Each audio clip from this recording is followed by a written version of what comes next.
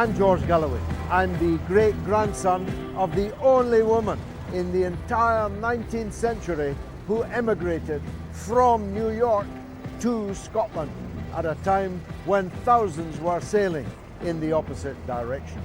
I think maybe she got on the wrong boat. It may be that American blood in my veins that has kept me fixated on American politics, culture and sport down all these years. Or maybe it's just that America does everything so big and believes that it can do anything that it wants. An elephant in the corner of the sitting room is very difficult to ignore.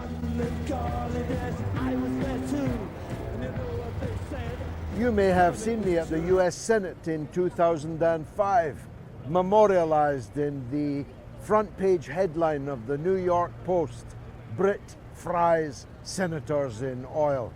That front page got me in bed with Madonna. Well, at least she was reclining on my face in her famous Vanity Fair front cover. It also got me a brief friendship with one of her ex-husbands, Sean Penn, with whom I hung out in San Francisco on one of my many subsequent US speaking tours. This is Hyde Park in London.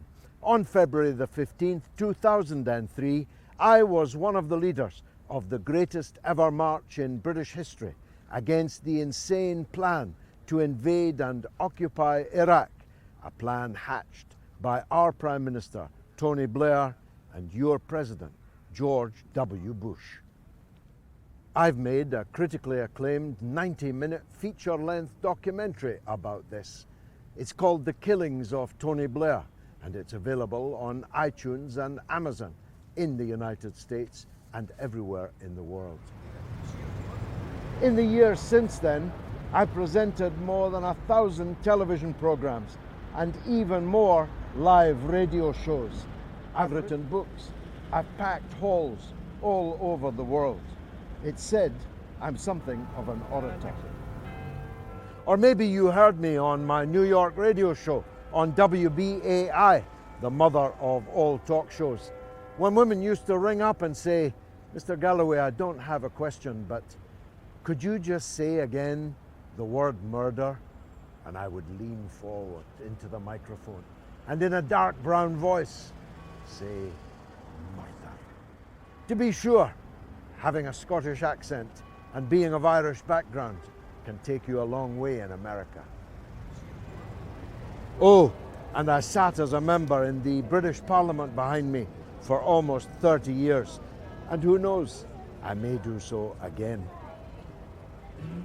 Anyway, I've gone looking for America, the America I grew up watching and hearing about, the America that you have now. And I'll be doing it exclusively on this platform, on Patreon. Who knows, maybe we'll all learn something.